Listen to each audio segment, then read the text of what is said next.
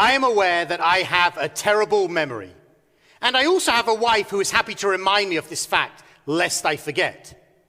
I have that skill of being able to put the car keys somewhere, and within 5 minutes have absolutely zero recollection of where I left them.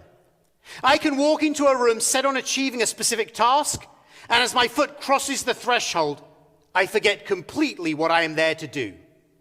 And then, as a special gift, I am able to think of the best spot in which to keep an important item or document safe, and then to spend hours, if not days, looking for the aforementioned item. I know that I don't have a great memory, and yet there are a few moments in my life that I remember with such clarity and vibrancy that I could describe them to you now. When I think back over my lifetime to this point, there are historical moments that I remember. As a Jew, I remember where I was when I heard that Prime Minister Yitzhak Rabin had been murdered. As a Brit, I remember where I was when I heard the news that Princess Diana had died. And as a citizen of the world, I remember exactly where I was and what I was doing when I heard the fateful news of the terrorist attacks on September 11th. People often talk about those singular moments of history that we experience and remember vividly for the rest of our lives. Right now, I am sure that many of you are thinking about those moments in your own lives. Often, these moments are unexpected, unplanned, and remembered because of the shock which accompanied them. It is in stark contrast to the historical moment in which we are currently living.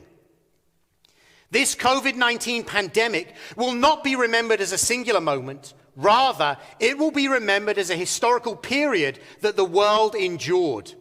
It will be a subject about which countless history books will be written. It will be studied in school curricula, and I imagine that we ourselves will tell future generations of what we experienced.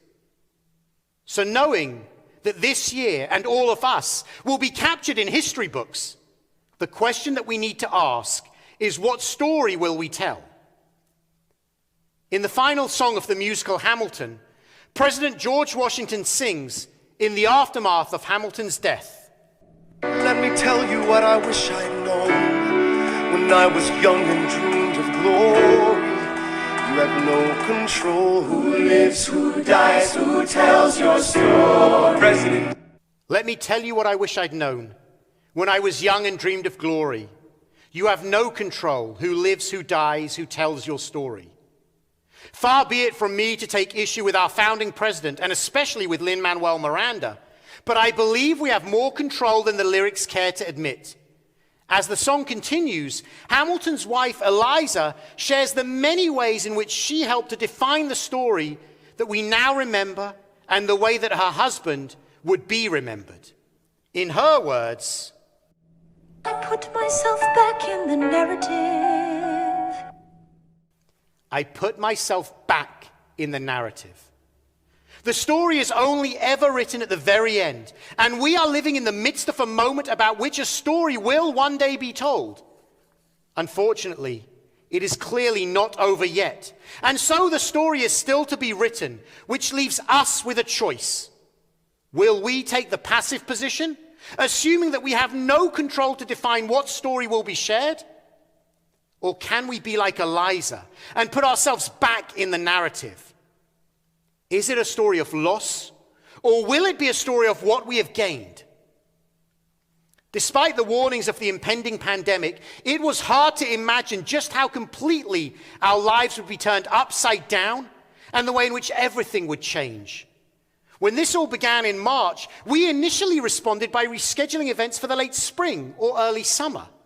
Surely life would return to normal by then. But as those dates came and went, we were forced to recognize that together we were in this for the long haul. There was no silver bullet, no miracle cure that would change things from one day to the next. This is our current reality, and there is no fixed end date in sight. The shock as COVID-19 descended on this country meant that we were forced into a reactive position. As we witnessed what was happening in other countries, beyond stockpiling toilet paper and Lysol wipes, we did not grasp the severity of what was coming. From the moment lockdown began, we were, in sporting terms, on the defensive, reacting to events around us, rather than preempting, preparing, and potentially preventing what was to come. It is hard to live in a reactive posture for a significant period of time. It is physically and emotionally draining. We have been in a prolonged moment of fight or flight, and it's exhausting. Accompanying this, with the beginning of the pandemic, we all became mourners, grieving for what was being lost. Of course, there was the loss of life and loss of loved ones that individuals and families experienced.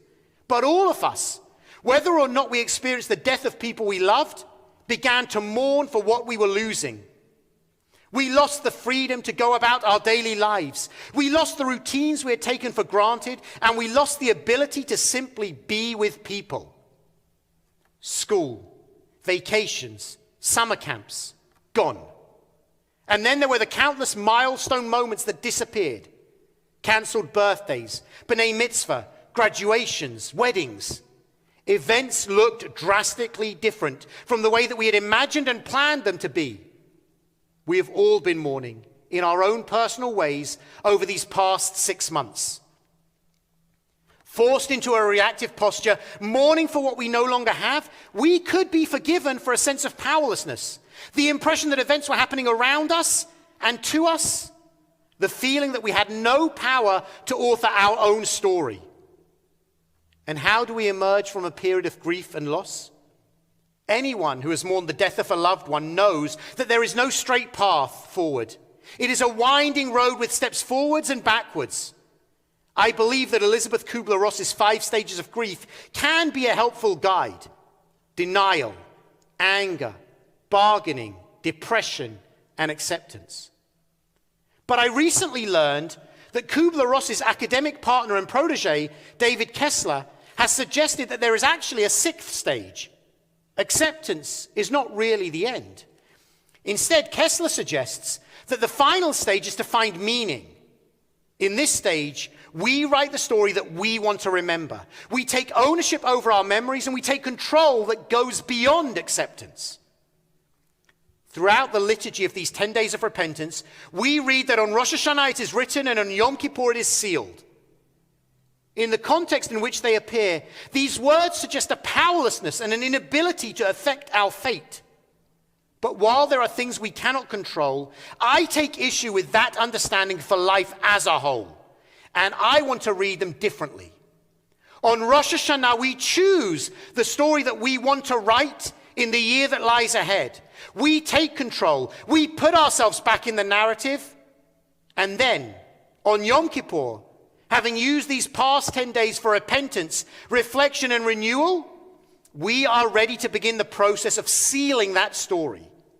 We who are created in the image of God have the power to choose, the power to affect the future, the power to author the next chapter of this story. So what do? We need to imagine our ultimate desired destination. In other words, picture the promised land towards which we are traveling. If we were to sum up the entire Torah, it is about our people's journey to the promised land. But the most important detail is that we never get there in the Torah. Our scroll concludes with us on the other side of the Jordan, on the brink of entering the promised land, but still on the outside looking in.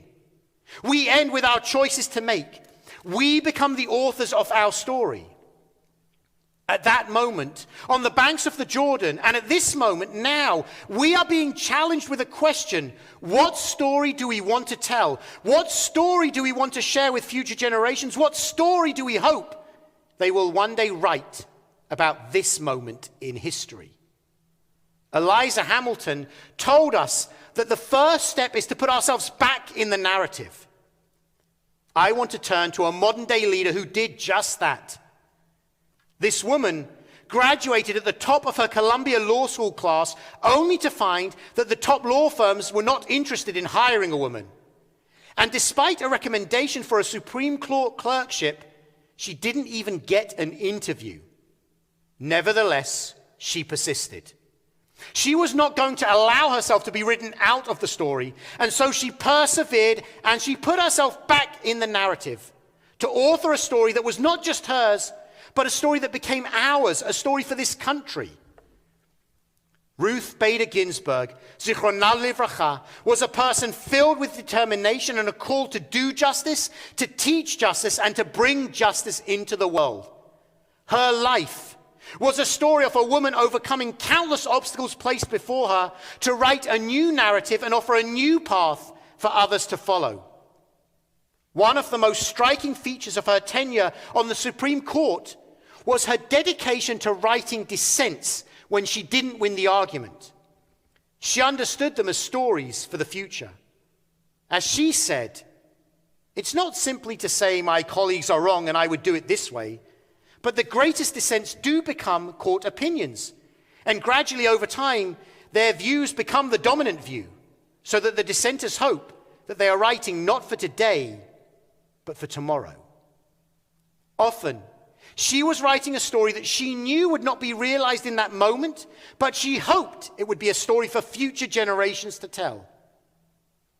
As we consider the story that we want told about this moment in history, Justice Ginsburg can be instructive. She famously said, "Fight for the things you care about and do it in a way that will lead others to join you." We have relied for too long on trailblazers and leaders like Justice Ginsburg to write our story. Perhaps part of her enormous and significant legacy is that in her passing, we are inspired to pick up the pen and assume authorship, to write our own stories, to put ourselves back in the narrative. Years from now, I want to be able to tell my grandchildren that we as a society, we as a country, we as a world were up to the challenge that this moment presented us. So what stories do we want to tell? I can tell you the stories that I want to share. I want to tell a story about how we became one community, taking responsibility for each other, taking care of and protecting one another. I want to tell a story about slowing down, about being more present in the moment with my children, my family, and my friends. I want to tell a story about empathy and justice, about a country that awoke to the behaviors, institutions, and laws that foster prejudice and division, and collectively stood up to create lasting change. We imagine that history is written by a few great individuals, but the founding document of this great nation begins with "We the people." It is a statement that the story we tell is written by all of us. Everyone has their part to play. Everyone has the power to author the next chapter. But we need to accept that responsibility. We need to rise to the challenge. We need to know what story we want to tell. In this moment of pandemic gripping the world, we are facing a grave challenge. And there are many possible stories which could still be written. But we have history and stories that previous generations told to give us strength.